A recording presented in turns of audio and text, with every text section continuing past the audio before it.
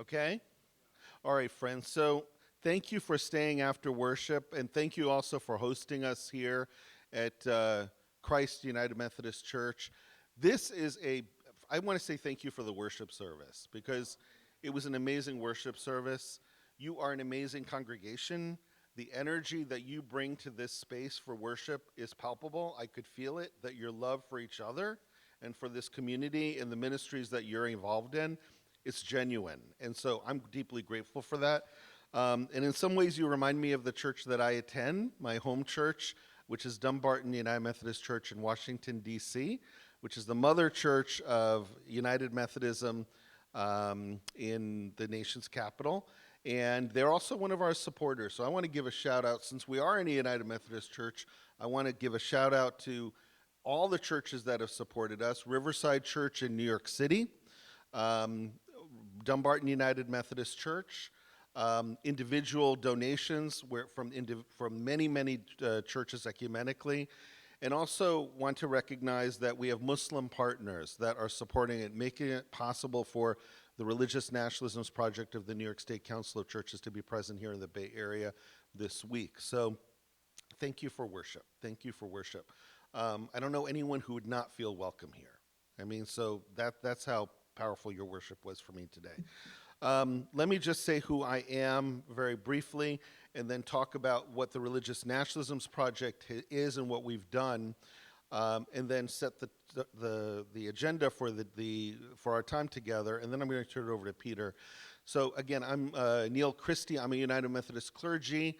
I'm a member of the Baltimore Washington Conference and the Greater New Jersey Conference in what's called the Northeast jurisdiction of the United Methodist Church. I've served as a pastor for several years, a hospital chaplain, and then for about 24 years I worked on Capitol Hill as the Assistant General Secretary with an agency of the United Methodist Church called the General Board of Church and Society. That's the International Public Policy Agency of the United Methodist Church. We have a building right next to the United States Supreme Court. You have a building. It's your United Methodist building. Right here's the Senate, here's the Supreme Court, and I was blessed to be able to design and to supervise all our staff doing educational work, transformative education, to build relationships in Africa, in Russia, Eurasia, the Philippines, where we are doing social justice ministry. And then I worked with our Bishop Latrell Miller Easterling, for a couple of years, doing everything that in the conference no one else really wanted to do, and they needed some help with. And then I was the executive director for an organization focusing on human rights in India and religious minorities. After a brief stint doing that, I co-founded with my colleague, the Reverend Peter Cook, the Religious Nationalisms Project, which is a ministry of the New York State Council of Churches. TRNP, the Religious Nationalisms Project, began its work in earnest with a tour in Ohio before the presidential elections. We were meeting with Haitian immigrants following, and those of you who remember this, following the comments that were made by candidate Trump about Haitian immigrants eating cats and dogs. You remember this? So we realized we needed to be in Ohio, and we needed to talk about the rise of Christian nationalism there. We itinerated to several churches. We held events and open to all people of faith. And following Ohio, we were in upstate New York. Peter's going to reference what we were doing there. We've also been with the National Council of Churches in Tennessee. We've also been, following that, we've done a tour that moved us beyond looking only at Christian nationalism to look at various forms of religious nationalism that appear in Hindu nationalism, in extreme forms of Zionism. So looking at what connects them. And we were spending basically a week in Atlanta, touring Atlanta. We did something similar in northern Illinois and Chicagoland area. I was just in Dallas working with our Muslim siblings, making these connections between Christian nationalism and Hindu nationalism, which we'll focus on today. And now we're in the Bay Area before the end of the year. In 2026, we have plans to be in at least 5 more locations with the Religious Nationalisms Project. This is a new project. I don't think anyone else is doing grassroots work around this. Many people are writing books. And if you're a book junkie, go for it. Keep reading the books. There are a lot of them out there. I read a lot of them, But it's like someone said to me, Neil, it becomes like junk food. You read the book, and then what do you do with it? So what we're interested in doing is hearing what you all think about how we can respond as churches. And I would love to see what Christ United Methodist Church thinks, and then connect it with a church in Tennessee, in New York State, in Washington, D.C., and Florida. So we have almost this beautiful tapestry that drapes your sanctuary. We have multiple voices that are responding to the rise of religious nationalism. So that is my own vision of what we're trying to do here. So before we move to the formal presentation, we like to remind people, how do we want to be in conversation with one another? What are some of the ground rules? Now, typically I'd write them up on a whiteboard or on a flip chart paper, but how do we want to have this conversation? We don't all have the same experience when it comes to religious nationalism or any issue of justice. How do we talk to each other, right? I'll lead us off with one, using I statements. I think, I feel, I believe, I agree, I disagree. That's one. But when we're in a conversation where it could get, people don't always agree. They have different opinions, which is really good. What are some of the ground rules or covenants that we want to have with each other? Could anyone just tell me? Just shout it out. What's an agreement that we have? Respect. Thank you. Respect. Excellent. So using I statements, practicing respect. The Latin root to respect is to take another look, respectare. So I reconsider. I care about you enough, the relationship, I'm going to reconsider my perspective so that I can, understand your perspective. So respect. Anyone else? One person talking, exactly. So no crosstalk. So if this side, someone's talking, then we're going to invite this side to listen, and then vice versa. Thank you, sir. Yeah, someone else. Listening. So practicing listening. I invite people to practice listening to understand, not always to respond back.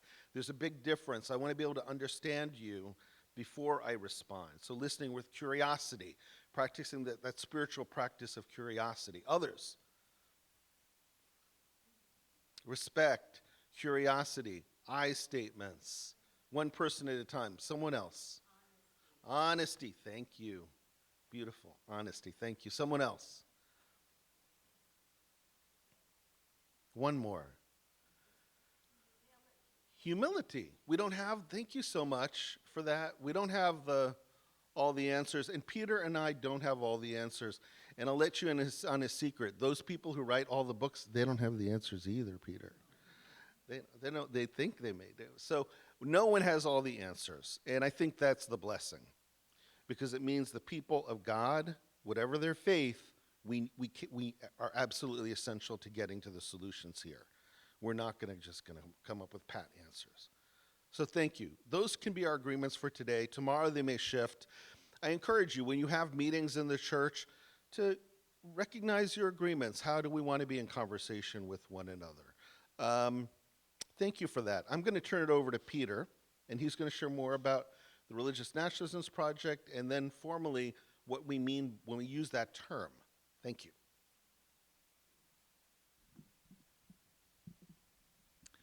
Thanks, Neil.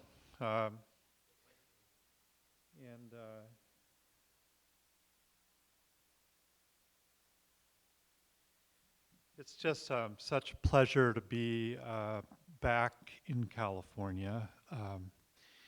My name is Peter Cook. I'm the executive director of the New York State Council of Churches, and I also helped to co-found the Religious Nationalisms Project, which is a ministry of the New York State Council of Churches. But when I said I'm sort of glad to be back home in California, I grew up in Berkeley, California. I went to the same high school as my mother, Berkeley High School. I had the same teacher as Kamala Harris did in elementary school. I was a kid who was part of the whole busing experiment in the 60s and 70s. And I grew up in First Congregational Church in Berkeley, which is where my mother served as a Christian educator and later served as associate pastor. I really was steeped in what I would call liberal Christianity, but I think now I could say that I'm more like a mediating theologian who is intensely interested in radical Christian orthodoxy. How's that? Okay. So for 27 years, I'm also have a couple master degrees from Pacific School of Religion, where my mother also went to seminary, and where my grandfather went to seminary. In 1939, he had no pastoral skills whatsoever, and they told him after he was obsessed with studying tribal religions that if he took a preaching class, they would give him a degree so that he'd get out of there. So anyway, so I got a lot of history here. But since graduating from seminary, I served 3 pastorates over 27 years in conservative, middle of the road, and more liberal churches in Waukegan, Illinois, and then as senior pastor at the Plymouth Church in Framingham, Massachusetts, senior pastor at the First Congregational Church in Burlington, Vermont. And I have witnessed as a pastor how the Christian faith can get weaponized against others to discriminate and even perpetuate violence against people of all political and theological persuasions. And we do it on the right and we do it on the left. We are really good at hurting people with Christianity. My current job is executive director of the New York State Council of Churches. We represent 7,500 congregations across the state of New York. We speak out for the preservation of the social safety net. We speak up for immigrants. We advocate for affordable housing. We really push back on making sure that there was no repeal of the Affordable Care Act. We have been strong proponents for progressive taxation. We have fought the big, beautiful disaster bill or whatever that is, that recently was passed. We protect the rights of unions to organize and form. We stand with working people. We minister and advocate for the incarcerated and the formerly incarcerated. We are advocates for the environment. And we've been doing all of that in one way, shape, or form since 1893. We also work to help churches build affordable housing on their site, and we offer legal and architectural assistance to churches who want to negotiate good deals with developers so that they don't get exploited and that they really meet the needs of their community. We certify and support chaplains to do the hardest job on earth, which is to minister to the people who are incarcerated and employees in the state prison system. You can't be a chaplain unless you're certified by us in the state of New York. And finally, through the Religious Nationalisms Project, we stand up to the weaponization of religion by authoritarians and those who drink from the waters of fascism. And I try to remember as I'm doing all of this work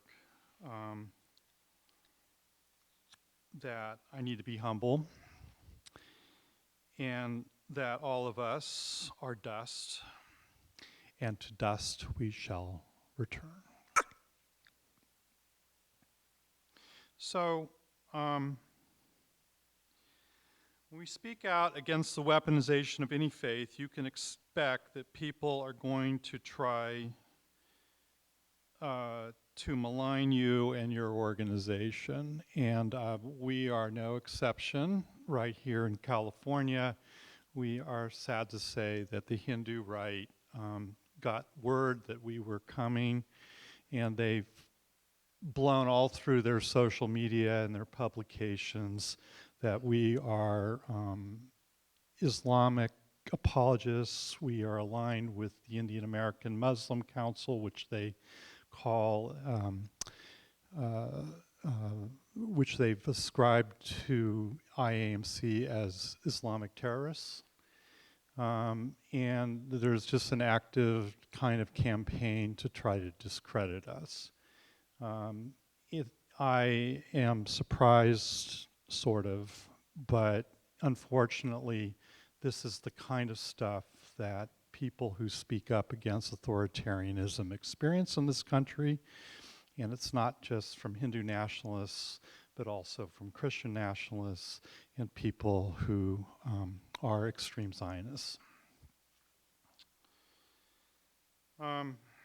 So I just have to say that it's really important that when we're under attack like this, to remember that we need to testify to the truth, we need to be in community with one another, and they kind of count on us not gathering like this. And so this is a very prophetic act to gather, to speak to one another, to be in community. Okay. So what are religious nationalisms? So we have a very simple definition. A religious nationalist, or a group who ascribes to religious nationalism, what we're saying is that we are talking about any government or group in power which seeks to adopt a religion, twist that religion, and weaponize it against religious minorities. And religious nationalism is also used as a tool by the government and people in power to discriminate against people who are practitioners of the same faith adopted by people in power and government.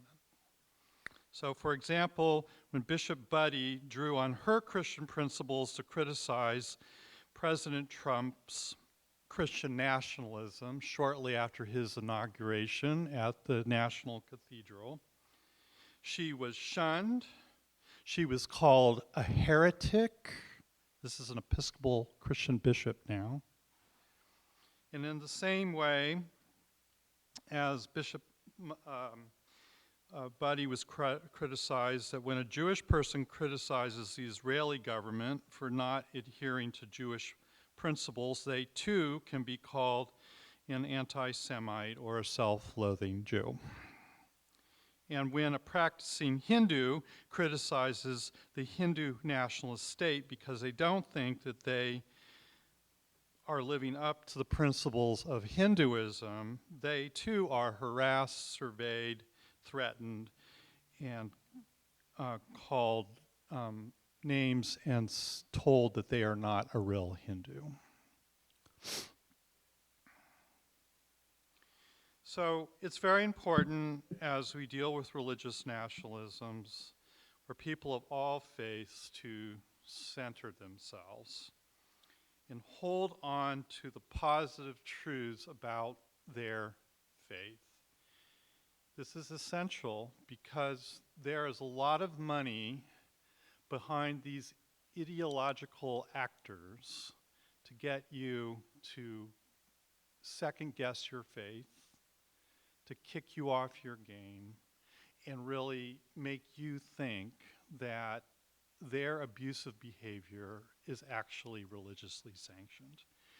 I was listening to MS Now this morning. I used to call MSNBC, but I guess it's called MS Now. So, and literally, they were talking about how ICE, on a recruitment video, was using biblical text to recruit people to go after immigrants.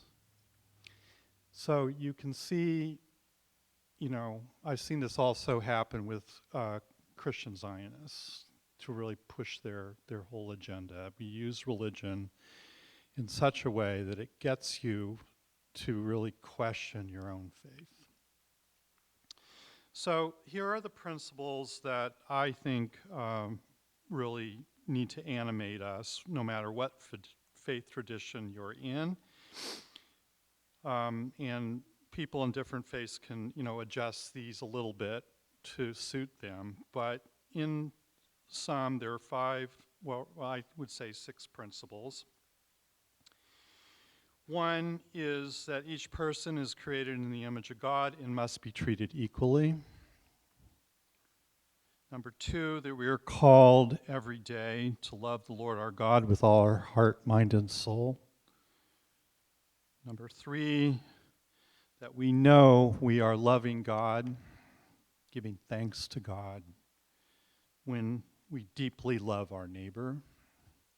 Number 4, in our life together, we show particular concern for the poor, the dispossessed, the hungry, the immigrant, the incarcerated, the formerly incarcerated, people of color, women, people of different sexual orientations, and those who are enslaved, and yes, there is a lot of slavery in our world still today, and people who are of a lower caste or class. Number 5, we are committed to discovering the truth, to really work in community, to have a healthy respect for facts, and to test our truth assertions in community and in light of our faith. And number 6, we also believe in democracy and the right of people to express themselves, and that everyone should be able to live in a country where they fully belong and have the same rights as other people. So, if you find yourself gritting your teeth when some politician comes out and tells you how pious they are, and lays out this whole, religious kind of agenda, and any part of that agenda seems to defy the principles that I've just articulated, pay attention. There's something going on there that should invite you into asking questions and doing deeper levels of reflection. Now, religious nationalists are very clever people, and they use a set of tools to that they use in their craft to try to overpower you and manipulate you. And so I'm going to go through some of those tools with you right now. Number 1, religious nationalists believe in state-sanctioned religion. They promote a version of one religion that supports government power and marginalizes those who believe differently. Usually, this obsession with state-sanctioned religion can be found in a harsh criticism of secularism or a criticism of the separation of church and state. I come out of a Congregationalist tradition, which for many years was the state religion in Massachusetts, and mercifully, and you got paid. Your pastor was paid with the town taxes, okay, but God help you if you were a Baptist, okay. You got kicked out, you got ostracized, you got sent off to this little backwater called Rhode Island. Okay, and so we really saw finally the idea of the separation of church and state within our Constitution. So it's a little funny, not funny, that people refer to Christianity as the religion that needs to be sanctioned by the government here in the United States, including Baptists who hold on to this when they forgot that they themselves were persecuted by state religion. The Ten Commandments get posted in classrooms, state-sanctioned prayer, use of tax dollars for religious schools, to name a few of these abuses. In India, they too actively work to amend their secular constitution to support an India which is Hindu only and denies citizenship rights to Muslims, Muslims, Christians, Sikhs, Adivasis, Dalits, people of a lower caste or no caste. And they use this state-sanctioned religion to deport people, deny them their citizenship, subject them to violence. And they do it all the time in India, and they do it all the time here in the United States in the name of religion. God and government are one. Religious nationalists claim that they have divine support for state policies, framing political agendas as sacred mandates. So historically speaking, in the United States, when we talk about, manifest destiny or the doctrine of discovery, that is infused with this scriptural idea that the land belongs to us because the Bible mandated that to be true. Now, of course, our Native American friends have a little different view on that. But it really, is grounded in the idea that your political agenda is sanctioned by God.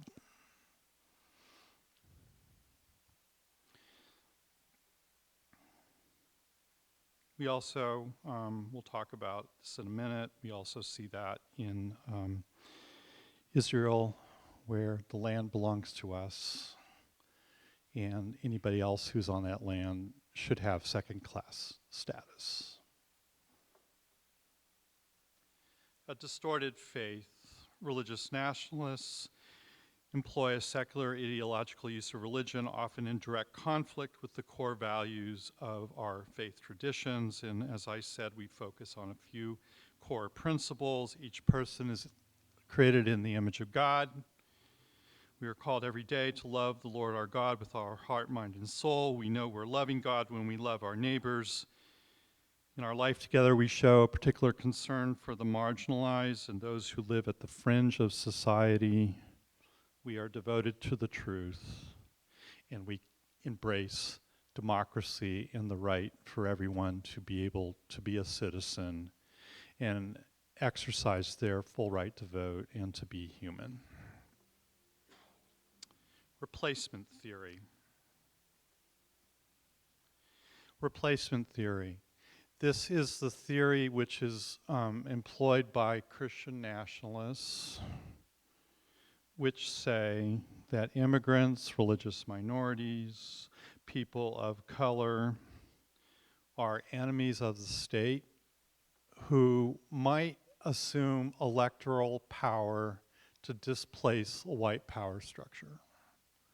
And so we devote a lot of time and money to trying to minimize the vote, like gerrymandering in Texas, for instance,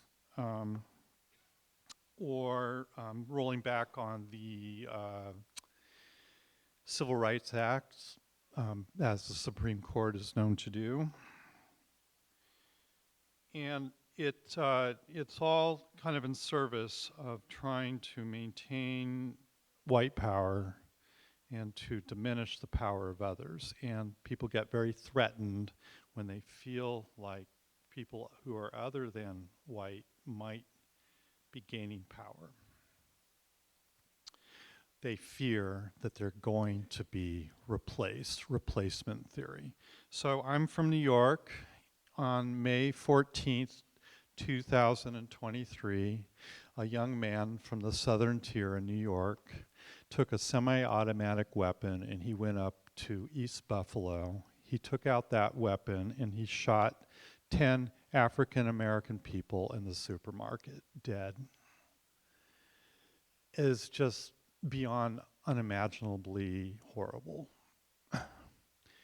Why do I mention this? Because the shooter was deeply invested in replacement theory. This ideology that we have to eliminate or repress black people who might threaten our white power. So he took that to its extreme form.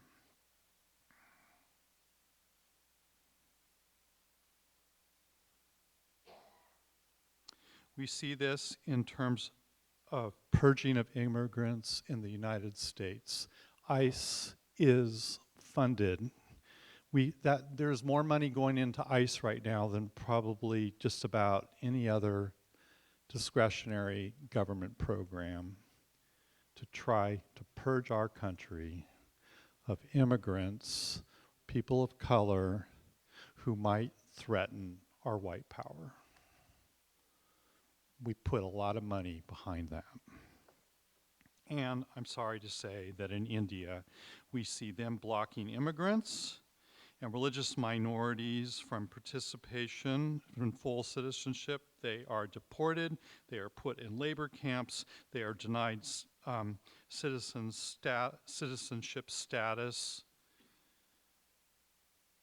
they are killed, they are incarcerated, and this is all driven by a desire by the Hindu nationalist government to diminish the power of religious minorities in service of a Hindu nationalist state. Romanticizing the past and erasure of history. Religious nationalists romanticize the past. Fascist schemes, which were offered up by Hitler and Mussolini, really harken back to a mythic past which needs to be reasserted and represented, and they do it in places where people feel scared, where they feel economically deprived, where they are aggrieved in some way. They conjure up this history and they combine it with blaming minority groups for the demise of the state and for getting in the way of that mythic past. I don't have to tell you what happened in Germany with the Holocaust. Jews, people who are disabled, people who are gay, people who are elderly, people who are frail, all of them gypsies, were all attacked to try to reassert this mythic pure past. Religious nationalists in Germany and Italy, and now here in the United States, attack liberal education. They seek to censor diverse perspectives. They defund institutions that challenge the government's romanticized historical narrative, which excludes marginalized and minority voices. So when you see anti-DEI initiatives, including the rewriting of history in our textbooks, we see this in India and the United States, by deleting minority voices, or you see the federal government threatening to withhold funds from institutions that have classes which primary minority voices, or if you see the firing of faculty, the suspension of students, the harassment of public school students, overzealous school boards who want to not allow certain kinds of books to be read, denial of admission of international students into American universities. This is part of an agenda to erase history. Donald Trump, for instance, sought to erase the 1620 Project. Do you remember that? Which really offered a diverse picture of our American history, and he wanted to replace it with the 1776 Project, which was this very kind of, romanticized picture of America's past. And in India, we see them going after native peoples, burial grounds, their ruins. They destroy them with bulldozers because if those exist, it might assert that the native people were there before Hindus were. Religious-based violence. Religion is used to divinely ordain violence, militarism, home and sacred site destruction, and land acquisition. We certainly see this exhibited by the Israeli government, who, in their quest to assert their primacy over the land, literally kill people, demolish their homes, demolish their sacred sites, the horrors that we saw in Gaza, and also what is happening on the West Bank right now. Really, it's violence, in their view, sanctioned by God. They have a right to do it. And we also see this in India, where they burn or bomb mosques and churches, and they arrest and kill faith leaders. They put them in prison, and they take their land.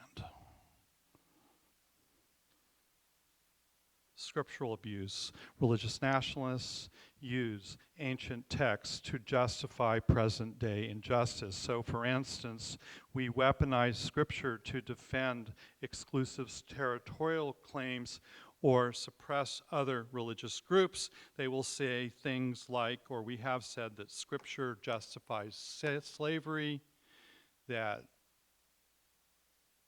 wives shall be submissive to their husbands, kind of a very hierarchical, kind of scriptural view, a very legalistic view.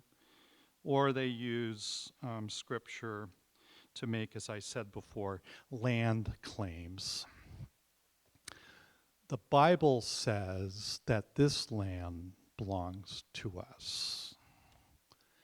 We do that in the United States. We do that in Israel.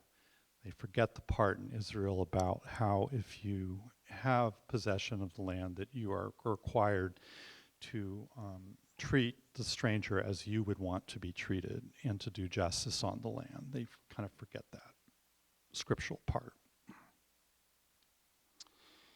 And finally, religious nationalists use propaganda to further their ends. So I don't know if any of you have found yourself muttering when you're in front of your TV sets and saying things like, Donald Trump is lying all the time.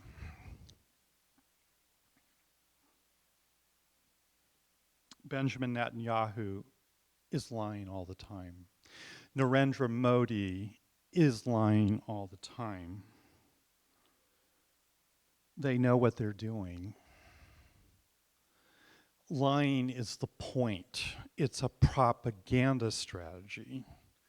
Because if you lie often enough and repeatedly enough, it starts to become the truth. It's a strategy. Red becomes green, blue is now yellow.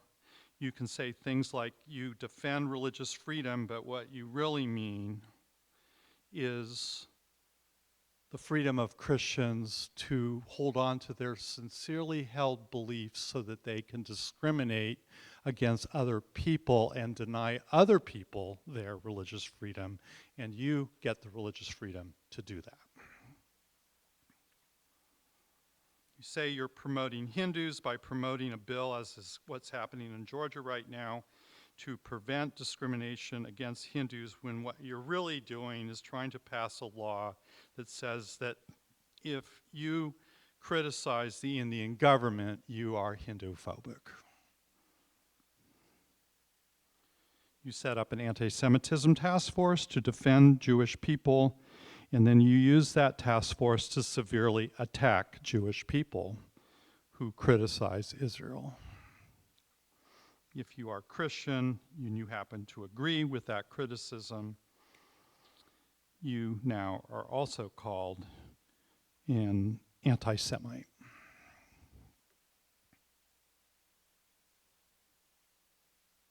And finally, our president set up an anti-Christian bias task force, which, as far as I can tell, is really designed to go after Christians. Christians who do not share their particular Christian view of what Christianity is all about. So you're called woke. You're called all kinds of unimaginable kinds of things in the name of Christianity.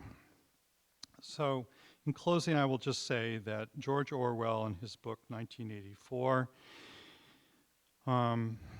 really talked about this propaganda, repressive sort of state, and there was recently a movie that came out, which I like to see. It's called Orwell, 2 + 2 = 5. 2 + 2 = 5. It comes from a scene where an ICE agent, an officer of the state, some CIA type official is torturing somebody, pounding on their fingers until they could get the person to admit that 2 + 2 = 5. It's the point is pounded into you so that your sense of truth and reality gets fundamentally altered. And that's why we have to stay true to our faith, testify to what we believe, and to do it loudly and publicly. Thank you. So I have a question. How many of us have a friend or a coworker or a neighbor or a doctor or a business partner or a son-in-law, daughter-in-law, it could be any of the above, right?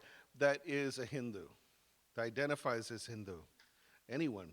Okay, 1, 2, I'm gonna put 3. How many, all of those labels that I just used would and they identify as a Muslim? Anyone? Okay, 1, 2, 3, 4. Okay, cool. So that's very helpful. How about Jewish? Identifying as Jewish. So a neighbor, a friend, a doctor, a lawyer, a business partner, a sibling even. Okay, a couple. So it's interesting when yeah.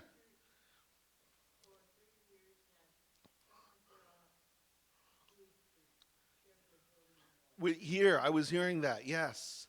Amazing, and that's why the cross can be moved, right? And so they could use this space. Yeah, no, I think it's wonderful. I've been in some United Methodist churches. I can best speak for United Methodist churches. I'm going to not say only. I know Episcopal, UCC, Presbyterian, Lutheran, but the United Methodist Church, I know many that have shared with synagogues, also shared with Muslim groups for prayer. And so if a Muslim group does not have a masjid or a mosque, they also are in a United Methodist church. It's a large one actually in Seattle, and the bishop is the one who was very proud to share that with me several years ago. And I'll tell you, this is an anecdote. I was in the Democratic Republic of the Congo, DRC, several times. One time I was with the bishop, and we left the seminar where I was teaching, and we sat during midday prayers with the Muslim community outside of Kinshasa. And he pointed to the roof and he said, "Neil, you see that roof?" And I said, "Yes, Bishop." And he said, "We built that roof." And I was like, "You mean this mosque? You built that roof?" He said, "The roof fell, we built that roof." So at the end of their prayer time, the bishop did a little press conference, and with the imam, right, who's the cleric for that mosque. And the imam just praised the United Methodist Church, saying, If it weren't for the United Methodist Church, we would not have a mosque. We wouldn't have a place to worship in. And that has led to all sorts of wonderful relationships together. And then the bishop thanked the imam because the imam helped to have the people clean the stream where malaria continued to proliferate. And they couldn't have done it if they were just Methodists. They needed the Muslims to do it. So they learned to collaborate, and the malaria rate started going down in that community. So when I'm in worship spaces, I often wonder how open we are. This is one, obviously, which is. And you are people who, in my opinion, exemplify what it means to be, not just ecumenical, but also to be interfaith and to practice the agreements that we named at the very beginning of our presentations this morning. So I'm going to focus on the Hindu relationships today, and then we're going to open it up to conversation on all religious nationalisms and the specific pieces that Peter and I will have lifted up. And I'll give you an early childhood memory. As a child, one of my first trips to India, my family is of Indian ancestry, from the western state of Gujarat, also from Pakistan, Karachi, and Quetta, where my grandmother's family comes from. I was visiting during the war with India and Pakistan. Why my parents chose to go to India when we were children during war, I have no idea. You'd need to ask them. But it was 1971. It was a Christmas time. And I remember sitting with my grandfather Solomon on his porch swing. He was wearing all white. He was an older man. He had very silver hair. And he said in Gujarati, my mother tongue, he said, Neil, on this land, and I still remember this as a child, there was a great conflict, which was the conflict, the partition. Some of you know that history. India was divided into Pakistan and what is currently in the Republic of India. And we had millions of Muslims that went into Pakistan. The Hindus came from Pakistan down to India, and we have hundreds of thousands, if not millions, who died as a result of that. But my grandfather, Solomon, said, Neil, on our property, as people were becoming internal refugees, that's not the language used back then, but that's what I'll use now. This was land that was safe. And so my friends who are Sikh and Muslim and Hindu were always welcome here. And I saw that growing up. He said, instead of building a wall or a fence around our property, we planted mango trees to show that everyone will be welcome. All faiths are welcome. And my grandfather was a very devout United Methodist. So that's an image I share with you. A second is growing up in New Jersey and New York, where I had friends who are Muslim, Sikh, identified as Hindu, atheist, Jewish, number of Jewish friends. And many of them are still my friends 40 years, 50 years later. I still see them. When my mother died 3 years ago, my friends, all different faiths, 5 of them came to her memorial service. They flew in from around the country because my mother was a mother to them. The table was always open. Indian food was there for them. They were always welcome to come into my home. Didn't matter what faith you were. And so I give you those images because that's not what's happening today. In the United States as well as in India, we now have a situation where children are deprived and adults are deprived of the kind of experiences of friendship, relationship, collegial relationships and work that I and my peers have experienced through the 1970s, 80s, 90s, into the 2000s. And so I share that with you as I start to talk a little bit about one specific form of religious nationalism, which is prevalent and growing in Northern California, and that's Hindu nationalism or Hindutva. Hindu nationalism or Hindutva. And before going into the specifics and then sort of giving you the clothes to hang on the hangers that Peter has so eloquently detailed for us, he gave us these rubrics, these hangers, right, of God and God and nation are one, scriptural abuse, erasure of history. I'm going to try to put some clothes on those hangers from the context of Hindu nationalism. Before I do that, I want to make sure that we're very clear that what Peter and I are doing with Religious Nationalisms Project is not denigrating patriotism. We are patriots, and we encourage people to be patriots. Patriots are not the same as religious nationalists. And it's important to tell our friends that. Patriots are not the same as religious nationalists. Religious nationalism relies on fear. Patriotism relies on love. And there's a quote by Amanda Taylor from the Baptist Joint Committee. Their officers are in Washington, D.C. She's an attorney. She's a Baptist, faithful Baptist.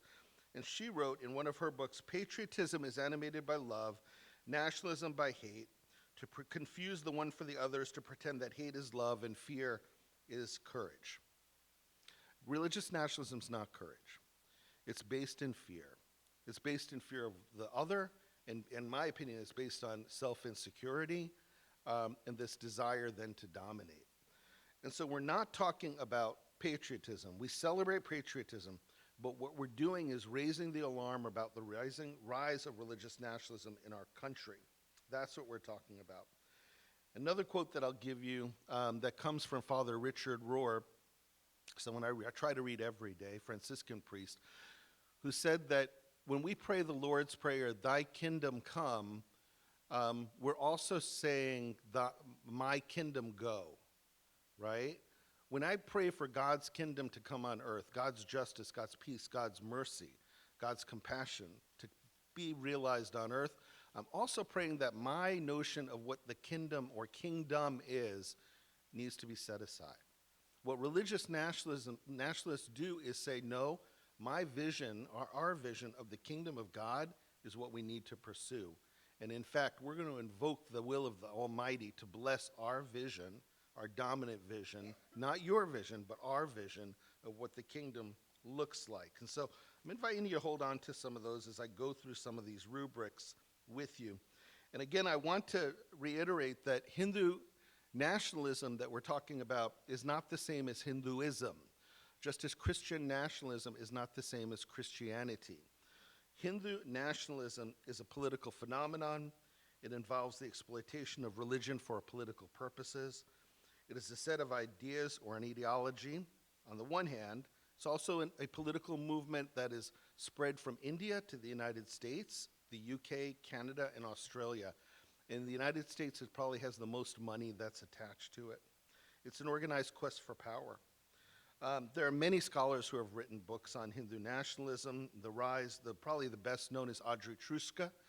Professor Truska is a professor at Rutgers University, also adjunct at the law school. She's written an excellent book, if anyone's interested in this, 5,000 Years of History on the Subcontinent. And it's she's also the founder of the South Asian Scholars Activist Collective. She's also the co-author of the Hindutva Harassment Field Manual. So for those of us which now would probably include Peter and me, being harassed because we're speaking out about Hindu nationalism, she's written a field manual on how to get around this, how to deal with this. So the first piece that Peter lifted up was state-sanctioned religion. State-sanctioned religion. I want to give you a little bit a cliff note on what we're talking about with state-sanctioned religion when it comes to Hindu nationalism. And there's a name that we want to lift up. It's M.S. Golwalkar. M.S. Golwalkar. He's an Indian, of course. He was the longest-serving leader of the RSS. The RSS is today the world's largest paramilitary. Claims 6 million members in India, the United States, UK, Australia, Canada, parts of Europe. And it started in the 1920s. Mr. Golwalkar was active in it from the 1929 to the late 1970s, the longest serving leader. They now have branches across the world, okay? This paramilitary group. But it started in the early 1920s. And in 1939, he and other Hindu nationalists met with Mussolini, a name that we're familiar with. They also met with the German Nazi Party. They openly expressed admiration for Christian fascism as a model worthy of emulation in India and the Indian diaspora. At that point in the 1920s and 30s, then at the 1960s, you saw really the full breadth of Indian diaspora. My parents immigrated here in the 1960s, but there were Indians that were starting to come to the West. And this is what he wrote: to keep up the purity of the race and the culture. Okay, those are two key words in all forms of religious nationalism. Germany shocked the world by purging the country of its Semitic races. Race pride at its highest has been manifested in Germany. Germany has also shown it is impossible for different races and cultures to be united into one whole. It is a good lesson for us in Hindustan, which is another word for India, to learn and profit by.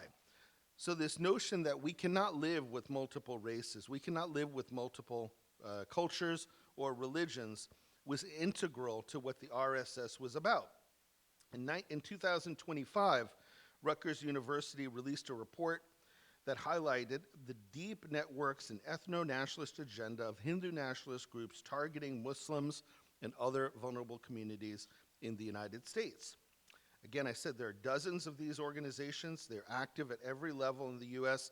They hire lobbying firms in Washington, D.C., where I live. They work at the local level. One example of which is in Frisco, Texas. Some of you may remember in 2022,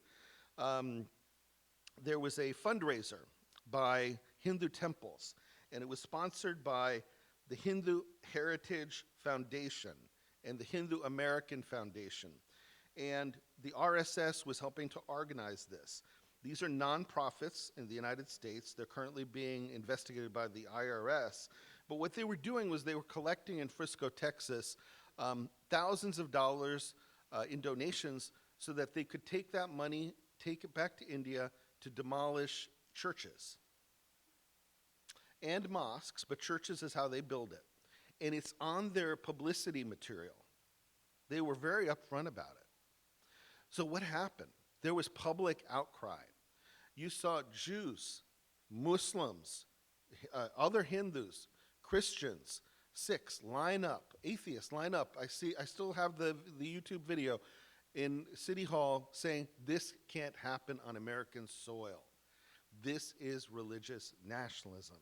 The notion to raise money to destroy churches in another country and to do it under a religious guise of a religious nonprofit is utterly unacceptable. That's just one example. Hindu nationalists in the U.S. suggest that, have also organized another group called the VHPA. This was America's first formal Hindu nationalist organization in 1970. And they're loyal members here as well. They're associated with the NatCom, or the National Conservative Conference that meets every year in Washington, D.C. And their current leader, Ram Madhav, has lauded this organization as the global movement for conservatism by Hindu nationalists. And he has said that our purpose is to lobby. It is to lobby to change a secular Indian constitution that is just like the United States, a secular constitution, to preference and prioritize the Hindu religion. So already, I'll give you some examples of how this is happening. Already, in 12 of the 28 states in India, they have anti-conversion laws. Now, can you imagine this? This is the world's largest democracy. The United States is a democracy. You know, UK is a democracy, Canada is a democracy, but India is the world's largest democracy. In 12 of the 28 states, there is now a law preventing you, making it illegal to convert from one religion to another, whatever the religion is, but it's primarily aimed at lower caste Hindus who choose to convert to Christianity or to Islam as a way out of the social oppression of what it means to be a lower caste Hindu in India. And to convert, what you have to do is you have to appear before a judge. You have to make your case. I kid you not. This is exactly what they passed at the state level. You have to plead your case, why I want to convert. And a judge who's going to be Hindu and more than likely more sympathetic to a version of the Hindu faith that wants to hold on to power must approve your conversion. If they do not, you cannot convert. If you go to a Methodist church, you will be charged with a criminal offense. Okay? If you bring your spouse, you will be charged with a criminal offense. Or your children to the Sunday school, you will be charged with a criminal offense. You could be sued by a neighbor because it's a civil infraction as well. So this anti-conversion laws, which some people may say, well, that protects people from being forcibly converted by missionaries, right? That's not the purpose here. The purpose is to maintain the ascendancy of Hindu nationalism in India right now. What does this do? For those of us who believe in freedom of religion, which I think all of us do in this room, we all believe in freedom of religion, this is a threat to freedom of conscience, the right to conscience, freedom of association, civil rights, and it's all a form of state-sanctioned religion, yeah? To create a dominant form of religion. An example of this would be in the United States as well. So it's not just in India. We have pressure for Hindu nationalism happening here. And I'm going to give you some names of legislators that won't hide the fact that they take money from Hindu nationalists. One is Representative Raja Krishnamurti of Illinois. The other is Lieutenant Governor Aruna Miller of Maryland, neighboring right next to Washington, D.C., where I live. Director Kash Patel, Tulsi Gabbard. They've all collected campaign funds from Hindu nationalist groups. Steve Bannon. How many of you remember the name Steve Bannon? All right, amen. So Steve Bannon, dare I say his name in the house of the Lord? But I am. Steve Bannon is a proud Christian nationalist, Peter, and he serves as the co-chair of the Hindu Conservative Caucus in the Republican Party. The Hindu, I didn't say white supremacy, I said Hindu caucus in the Republican Party. So you see this alliance between someone like a Steve Bannon, who does believe that this is really a white Christian nation. If you don't subscribe to the white Christian nation ideals as a guest, you really need to leave the country, right? So you've got a Steve Bannon working with these Hindu nationalists hand in glove. So that's what we've got here. Now, lest you wonder, Neil, you're maybe blowing this out of proportion, there's another voice in the room. And this comes to us from the former U.S. ambassador on religious freedom, who was appointed under Barack Obama, served for 2 terms, and his name is Rashad Hussain, Ambassador Hussain. His father came from India in 1969, and he is a Muslim, and he's of Indian descent, and this is what he said, not what Neil said, this is what he said. And he said this at the International Religious Freedom Summit, which Peter and I attend every year. He said, "We have had calls for open genocide in India. We have had attacks on churches." He's saying this is a Muslim now. We've had attacks on churches. We've had a ban on the hijab, which is an optional head covering for women in Islam. We've had demolition of homes. The early warning project of the United States Holocaust Museum, remember this is the Holocaust Museum, he's saying, has designated India as the number 2 country in the world at risk for mass killings. For any society to live up to its potential, we must secure the rights of all people. Our job is to protect the religious freedom of all people everywhere in the world, he said. Those are words coming from Ambassador Hussain. So that's the first point I want to make, is state-sanctioned religion. The second is God and government are one. All religious nationalists agree that there is a claim that is sacred, a sacred mandate made for them to govern. So they don't just govern in the name of God, they govern because God has called them to that place. You have religious nationalists in Christianity that would say that Donald Trump is the new King Cyrus. Some of you may have heard this. King Cyrus, when you look in the Hebrew text, was not an Israelite, and yet he was called to lead the Israelite, lead the people. So there's this notion that God truly has ordained us as a party, as a group, as a leader for such a time as this. In India, state governments twist the law. Okay, so they use the law, they use the government for their own purposes, and so they legalize something called bulldozer justice, a term that comes from Amnesty International. What is bulldozer justice? It's used in Palestine by Zionists as well. It's used in India. What is it? It's bulldozing houses of worship of Muslims and Christians.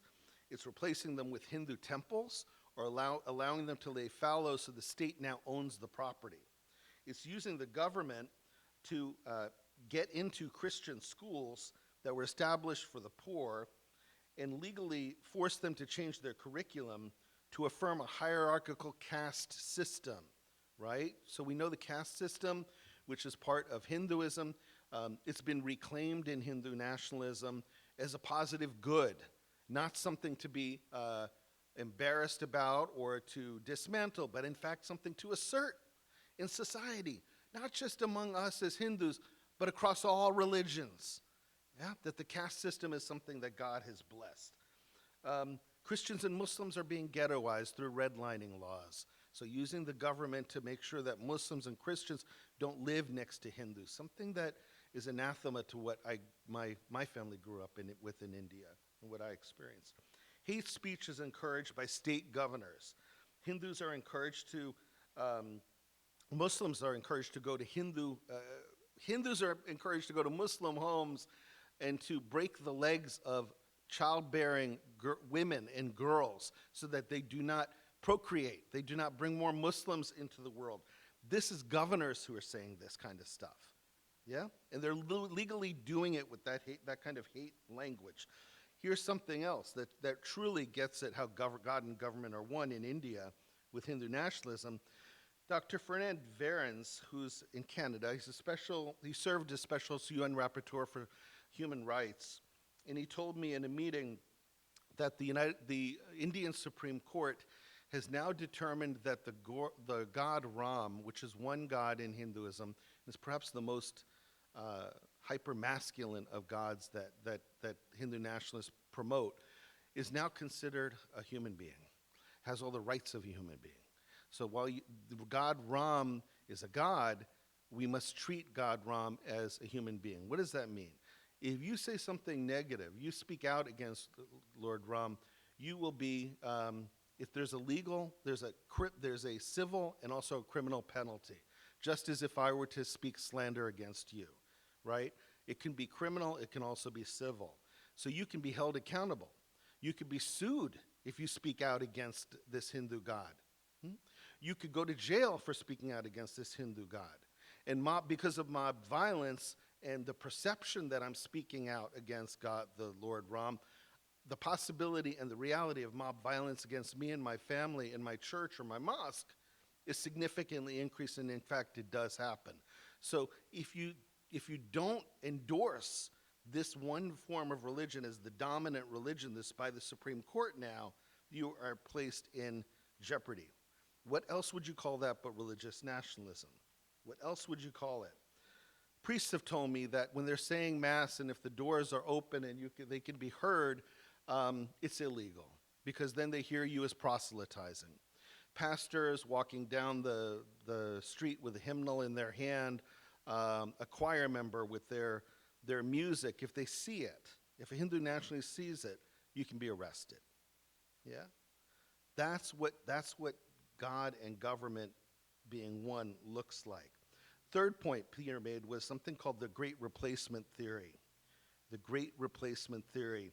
This is a big one, and it comes up in the United States frequently. We invite you to pay attention to it in the media or when you hear it happening in California through your legislature. We invite you to pay attention when you hear any church talk about this, where it sort of smells like this. What are we talking about here? For Hindu nationalists, it means promoting a belief in civilizational renewal. We must renew our civilization. We must make it again new, what it was, the great Hindu nation that it was at one point, which is really a myth. It's a myth. This says that immigrants, migrants, and religious minorities are all enemies of the state. They will be perpetual outsiders. They must be excluded, eliminated, deported, denied access to citizenship. Muslim immigrants to India now are frequently denied citizenship status. In the United States, Vivek Ramaswamy, some of us are very familiar with him. He's the son of Hindu parents. He's a very proud Hindu. He has said in the United States he is firmly in favor of ending birthright citizenship for the children of illegal immigrants in the U.S. Very problematic. It reverses over 200 years of history in the United States. But he said it's not enough to do it in the United States. He said we must learn from Mr. Prime Minister Modi, Narendra Modi, the Prime Minister of India, and from Hindu nationalists. Um, he said that we must learn from them.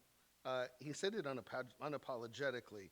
He said Mr. Modi talks unapologetically about Indian national identity. We need to learn from India.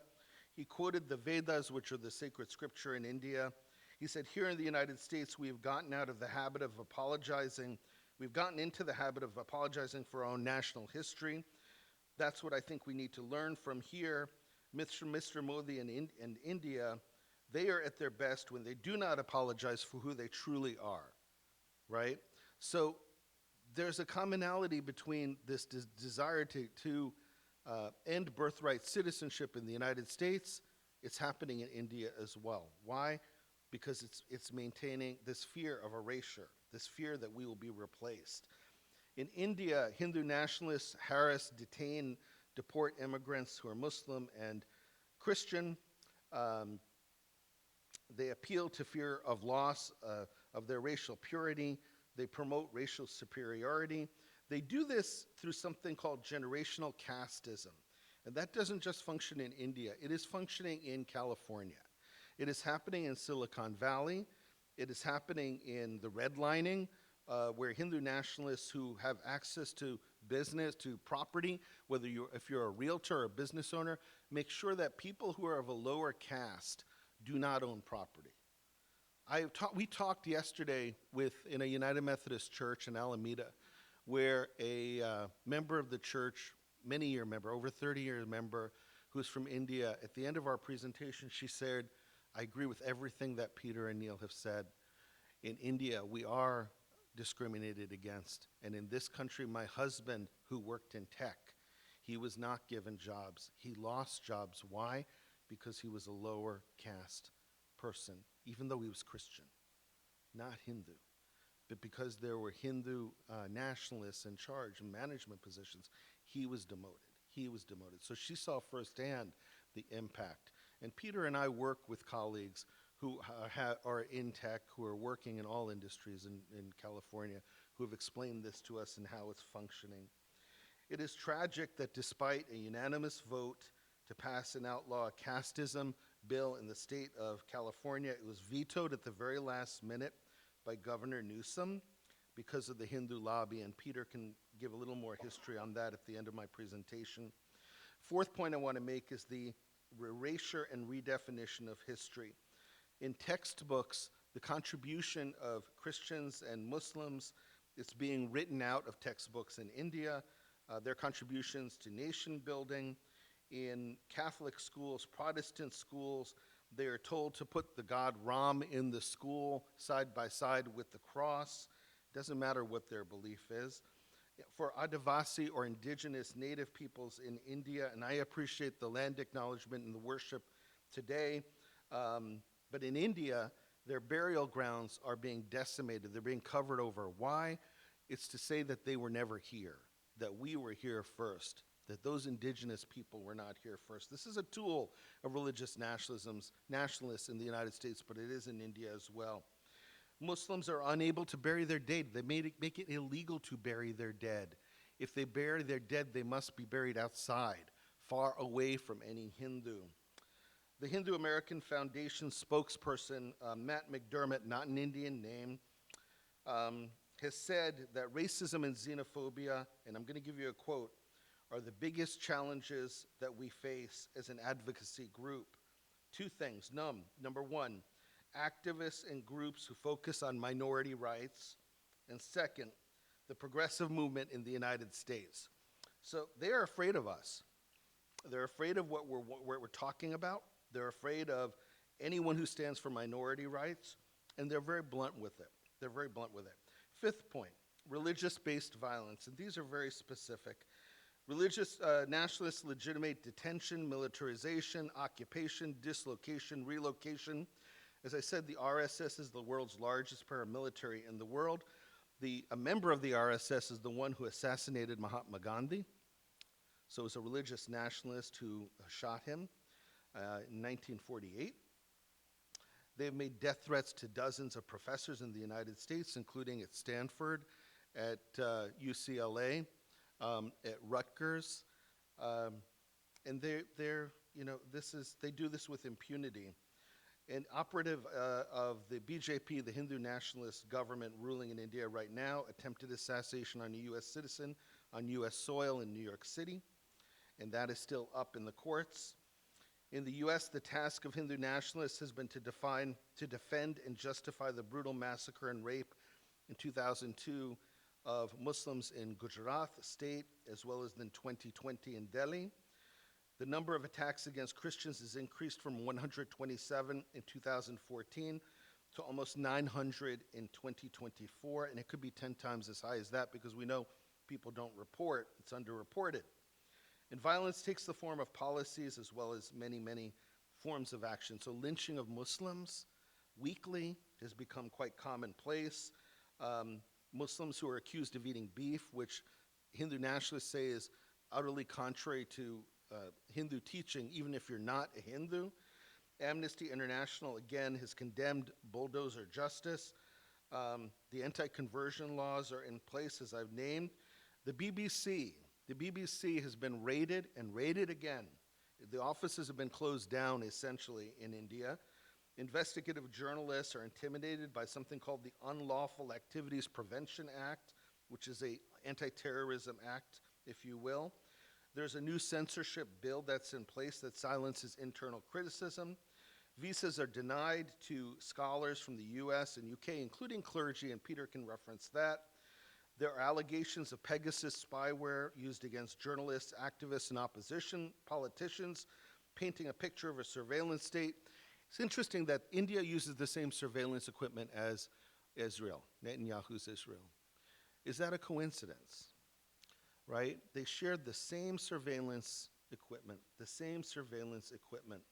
2 years ago in the Indian state of Manipur, Hindu nationalists sexually assaulted and paraded women naked for the world to watch. Hundreds of churches were burned. 60,000 Christians remain displaced today. They're Christian, they're also indigenous native peoples in that eastern state of Manipur, and the Prime Minister has not visited that state since. Hindu supremacists have exported that violence here to the United States and in Canada. This is something that I came across recently.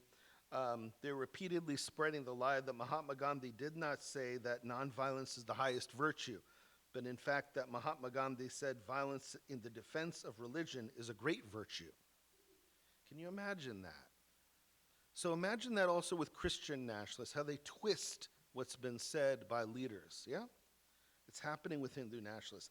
They're selling t-shirts now with the proud mark saying Hindu nationalism with that quote I just said, redefining what Gandhi said. In 2022 and then in 24 and 25, parades, floats, India Day parades would include a bulldozer as part of the parade, which immediately conjures up memories of what's happening in India, just as it does in Palestine, of property owned by Palestinians or property in India owned by indigenous people or Christians or Muslims being bulldozed. And sometimes the public pays attention, sometimes the public does not. Just this past summer, a woman by the name of Kajal Hindustani was touring the United States, including California. I think she couldn't get into Canada, she couldn't get a visa to Canada. California, Texas, North Carolina, Georgia, New York State, New Jersey, where she's calling Muslims parasites. She's calling for the boycott of Christian businesses in India. As a result, we had 30 Christian leaders, including Baptists, Presbyterians, Methodists, Lutherans, Congregationalists. Peter and I signed on to a letter decrying this hate speech in the United States by Kajal Hindustani.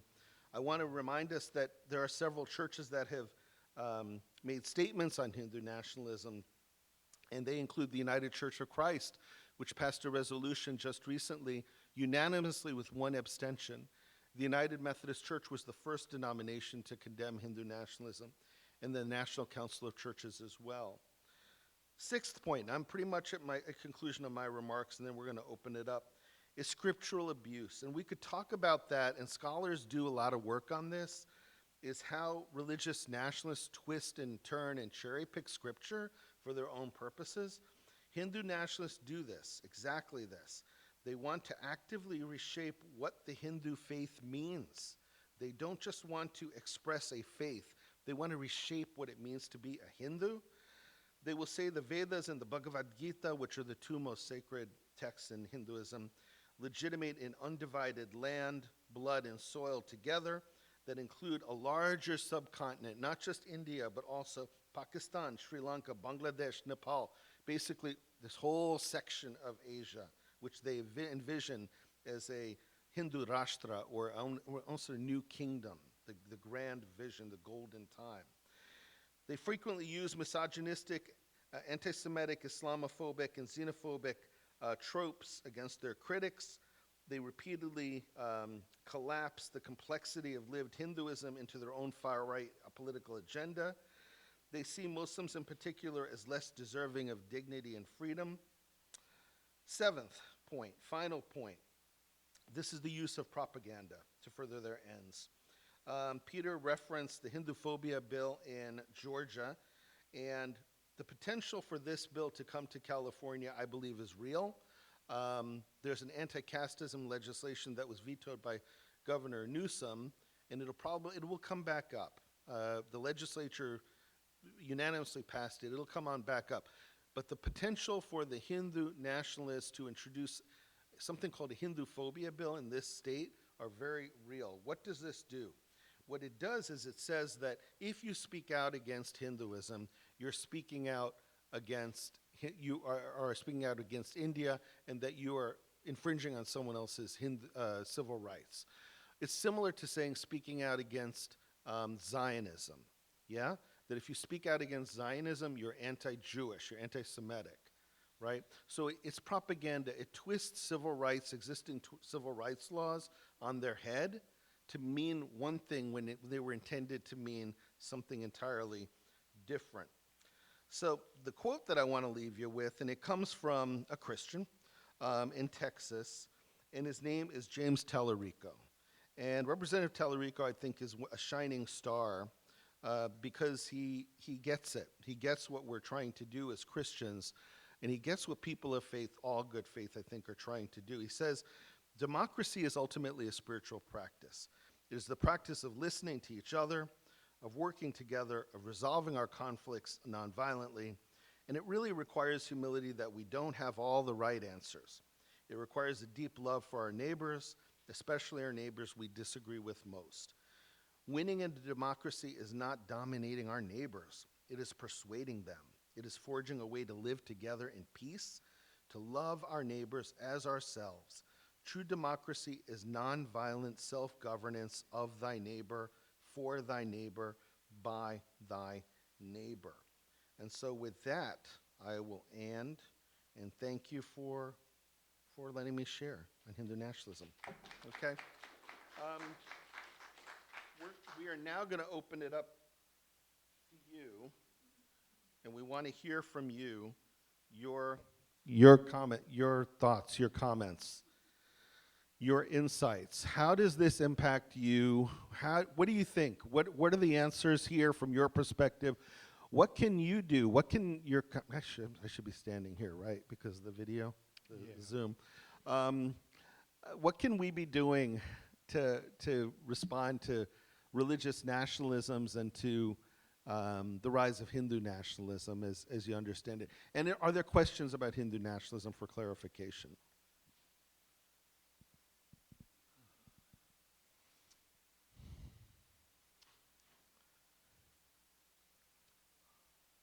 It's a lot we shared with you, and if you're just feeling sort of stunned right now, that's okay, just taking it in.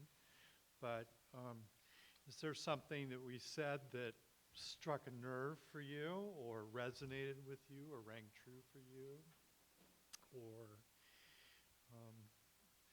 anything on your heart? Yeah. Yeah. Yeah.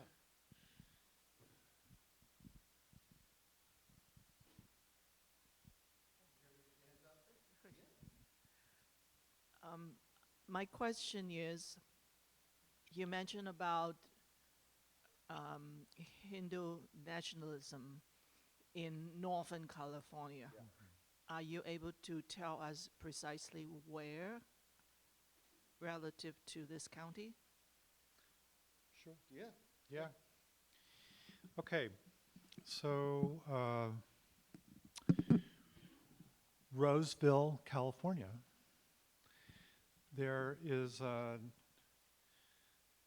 priest there who is a free Anglican priest who spoke up about in favor of a Sikh activist. And he will tell you the story of how when he started to do this, that he started to get harassed online. And then this operation broke into the bank account of the coffee shop that he owns and which also supports his church in Roseville. They took the bank account and they used it to purchase weapons in other parts of the country, which unfortunately put the church on the FBI map as a potential terrorist organization for purchasing weapons. And then later on, he was asleep in his home, and somebody broke into his home at 3 in the morning looking for sex. And this person had found a Hindu nationalist prostitution site that directed this person to go to his home to break in. And, you know, fortunately there was not a violent encounter and the guy was forced to leave. And then they went and did a cyber attack on all of his websites and social media. And they found out that they had this operation in Nepal that would go after people for copyright violations because he would put things up on his site and charge him with plagiarism. And he had to spend hundreds of hours trying to get his Facebook back online by trying to dispute every charge, 900 of them, on his Facebook account. You know, it's quite incredible, but right here in California, this is how these people roll. And you have in some Hindu temples, they have like Boy Scout troops that are like little paramilitary organizations. You might not hear about them, but I can tell you that when Governor Newsom vetoed the transnational violence bill in October, which required police departments to be trained on how to identify transnational violence, and Newsom vetoed that bill, he was under incredible pressure by California-based Hindu nationalist donors to veto the bill, and pretty much saying to him that your life is going to be hell if you sign this bill. And that person showed up in a newspaper article in San Jose, standing with a United States congressman who was boasting, the US congressman, about this guy's role in pressuring the governor to veto the bill. So I also think that if you have anybody who is of Indian origin, who is a Dalit, who works in high tech, there's probably a discrimination story that's lurking around there somewhere. And Um, you know, as again, we heard from this woman yesterday in Alameda whose husband again was in a high-tech position and was pretty much demoted by a Brahmin who took over. And so the harassment that tech workers experience, the casteism is quite immense. So I'm sure there are examples around here if you just probe a little bit and ask a few questions. You know, just type in Hindutva, Santa Rosa, into your Google and to see what comes up. Go on the Indian American Muslim Council website, which, by the way, co-sponsored this event and paid for your lunch today. You know, so we partner with these folks, find out what they're doing. Hindus for Human Rights is another one. Sabera is another one. Certainly New York State Council of Churches website, Rutgers University, and just take a look. You know, but if you put in California Hindu nationalism, you're just going to be overwhelmed with material. One thing I would encourage us. I think parallels make sense. I think analogically, this reminds me of this. This is connected to that. When I think about my Palestinian friends, right, or my Jewish friends who have family in Israel, Palestine, and how they're impacted by Zionism, or how they defend Zionism, or some forms of Zionism, or if they're Palestinian and they have family there, and they've lost family in Gaza, they've lost land, their history, they have their stories, but they're here now. I think about that. If you have those relationships, even one, make the parallel, because that's what's happening with Hindu nationalism, and for those who are living in India and living here. Because all Indians are impacted, including Christians. Even if I don't see the direct impact of it, we're all impacted by it because of our ethnic history, and because it's threatening our people. It's threatening our ethnic group. It's racist. It's threatening our family in India. For many Christians that are here in the United States, they're going to be that are of Indian ancestry. They're going to be very quiet about this issue. It takes a lot of courage. It did for our sister yesterday to speak up in that United Methodist Church. She didn't have to do that.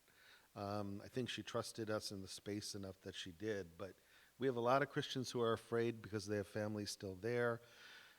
They may have businesses or property. We had in Chicago in our tour in August, we had a Christian gentleman, not sure if it was a Lutheran church, but stand up and just basically with tears in his eyes, just what it was like to be physically harassed, to be physically threatened by Hindu nationalists in India, and to talk about other Christians. And we had Hindu nationalists come into that meeting. They heard what was going on. They were ready to respond, to deny it. But how do you deny when you have firsthand experience of this, right? It's not just the statistics. It's not just the patterns that we are talking about. This is real life. This is what's happening. But I do encourage us to look for some parallels with what we may be familiar with. And I know this congregation has a heart for Palestine. I see the material on the back table there. Make the parallels with what's happening in India. Other comments, questions? Yeah. Go ahead. I think the woman back here. Oh, Were you wanting to ask a question earlier? yes, ma'am. I just wonder, you said that India is the world's largest democracy, and at what point Is it? do we stop calling a nation a democracy? Such a great question. You know, and the same with us, but it kind of seems like India might be a little bit further along in the nationalist movement than we are. I don't know, but yeah, it just strikes me. At what point do we not call it a democracy? Such a good question. And the thing is, with the Indian government, it's a secular constitution with multiple protections for different people of lower castes. It's there, but it's not a perfect constitution. Some would say it's flawed from the beginning because it does support, it still maintains casteism. But in terms of religion, it says it's a pluralistic country.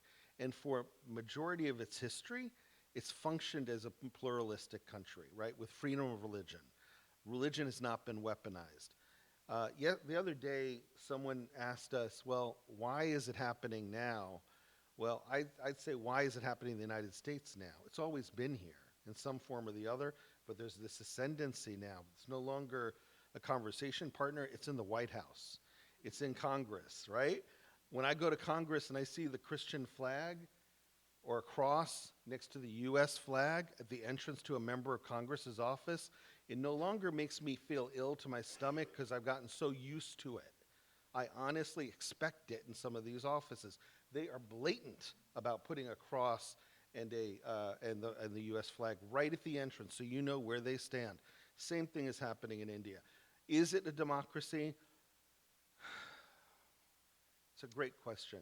I mean, when you lose freedom of the press, can you claim to be a democracy? I don't know how to answer well, that. Yeah. Maybe it's better to look at all these countries on a continuum. You know, how much democracy is present in these communities, and is it on the ascendancy or is it on the decline? Instead of calling it a thing, it's a process. And so that gives you the power to critique what's happening in this country, for instance. Does this look like a diminishment of our democracy that is taking place here, or does this look like an elevation? And I guess that's one thing I would say. We don't get a lot of help from the United States government with regards to India. When Narendra Modi came during the Biden administration, Narendra Modi got a state dinner. He got to address a joint session of Congress, and we vociferously spoke out against this visit, much the way we did with Netanyahu's visit. And we really called on the Biden administration to please bring up the matter of the persecution of religious minorities in India. He refused to do that. Not even the mildest rebuke took place. That administration and the administration before it, the Trump administration, every single time there was a recommendation to label India as a country of particular concern by the United States Commission on International Religious Freedom, that designation was overturned by the State Department. So, and why is that? Well, it's because the Biden administration and the Trump administration don't really care about democracy in India. They don't really care about minority rights. What they do care about are two things. One is they want India to be a foil against China strategically. And secondly is that they don't want to in any way diminish economic trade and activity with India. And everything else is just not of concern to the United States, which is, by the way, a democracy, I think. Yes, but how much do they stick up our own country for democratic ideals? So anyway. And it's shifted.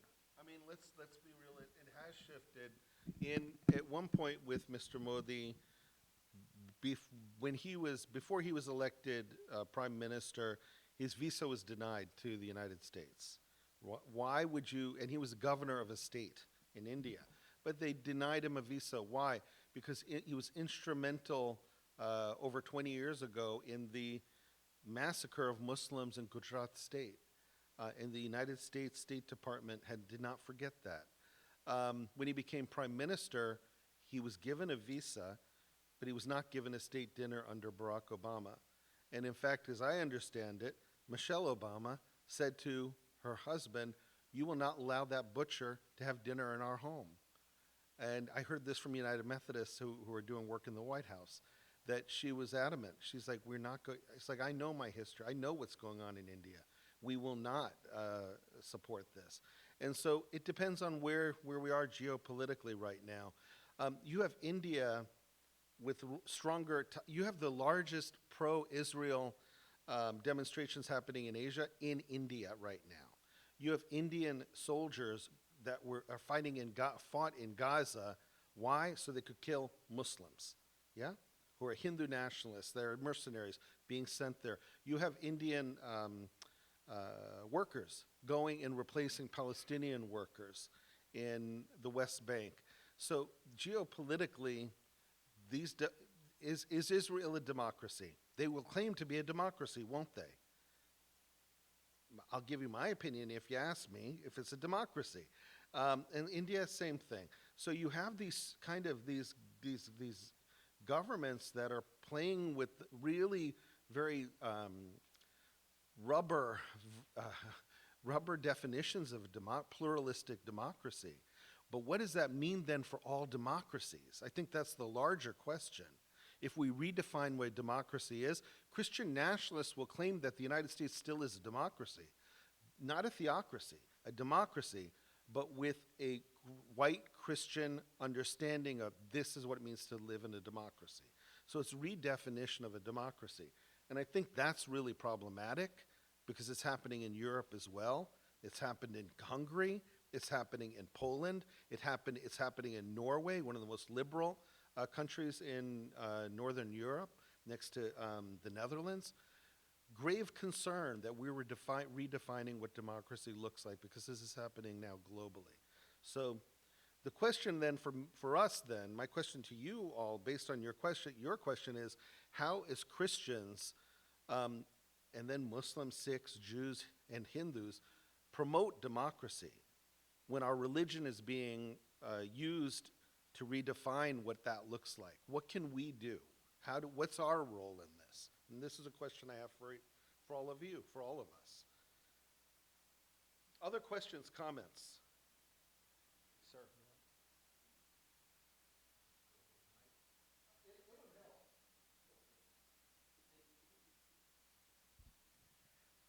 Well, I thought about one thing that you said in your presentation, where you said that we don't denigrate patriotism, we embrace patriotism but reject nationalism.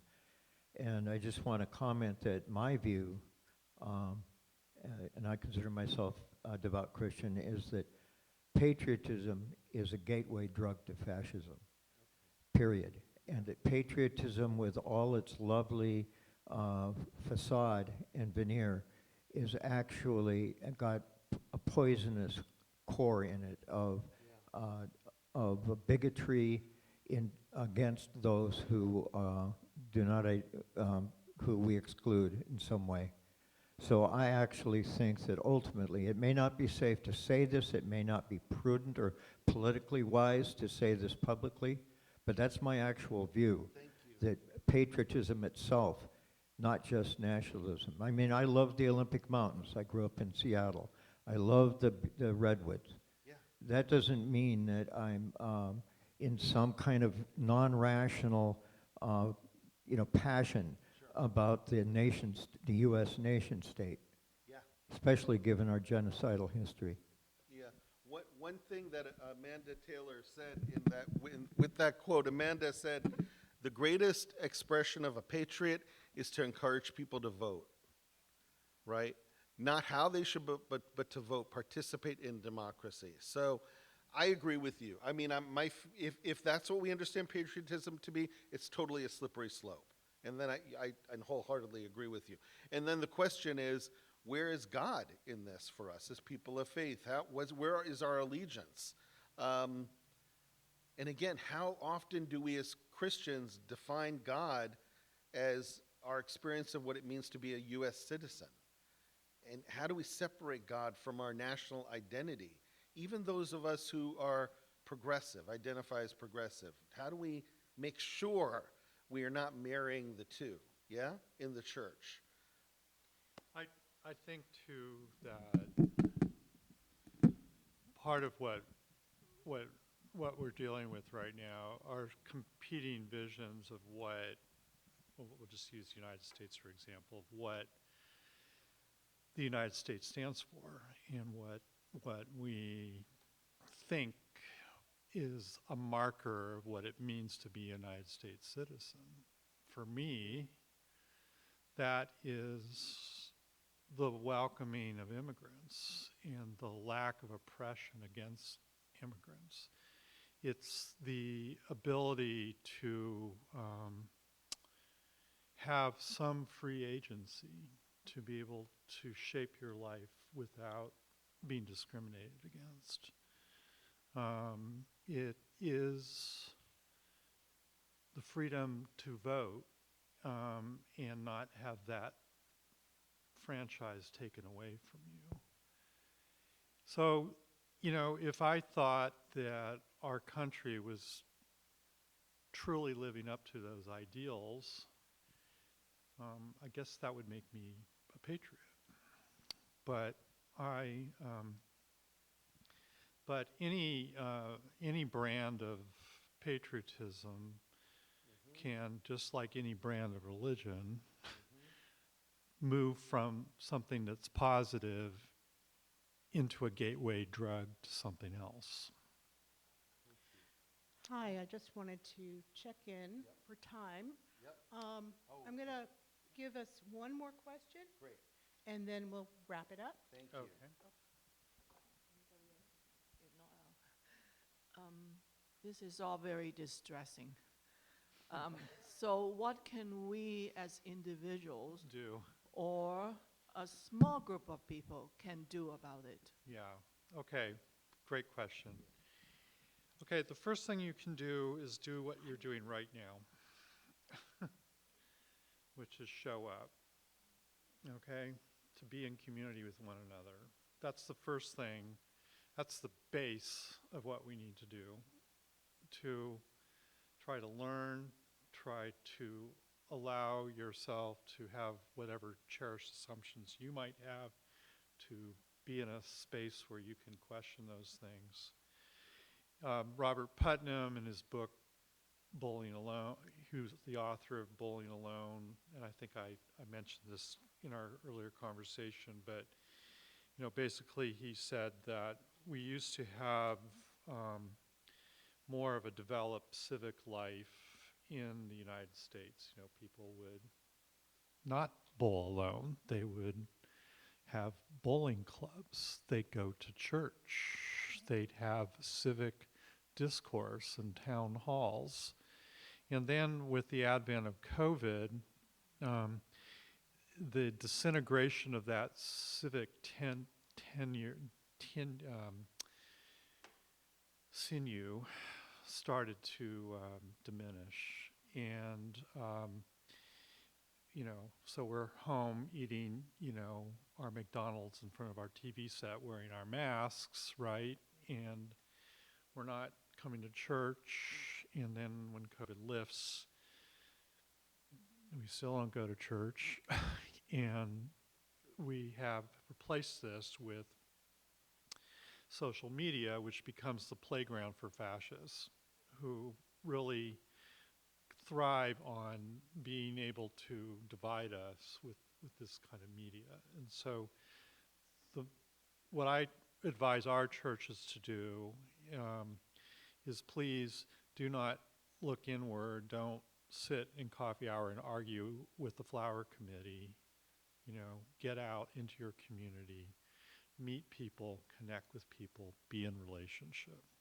I think you guys are pretty good at that here, if just judging from the signs around, so that draws us out of isolation. And then beyond that, I think, going to protests, going to your town meeting where you're trying to build affordable housing and you have 1,000 neighbors who are really upset about that, to come and speak out, share your truth. Is there redlining that's happening? And then I would also get on the phone with your legislators and with the governor and ask why this bill, transnational violence, was vetoed, why the Cass bill was vetoed, and push them in and make sure that that is on the table in any election debate that happens in this community, and force these politicians to address it. So, and then I would just read, there's websites that I've mentioned that give you lots of ideas and pointers about what's going on and how to focus. And then the final thing I would say is that I have a good friend who recently retired from a council of churches, West Virginia Council of Churches, who told me the story about how he went to his therapist. And he said, I feel really depressed, I feel overwhelmed. He pretty much said what you just asked in your question to the therapist. And the therapist looked at him and said, well, don't you think that you should let God do some of this work? And I take that to heart to say, pick something. You do not have to fix everything. Pick one thing, focus on that, and trust that there are a lot of other people out there in the universe and a God out there in the universe that is also doing her magic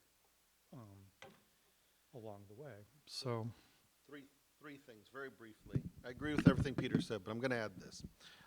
If you're a writer, write a letter to your editor, local newspaper, state newspaper, anywhere.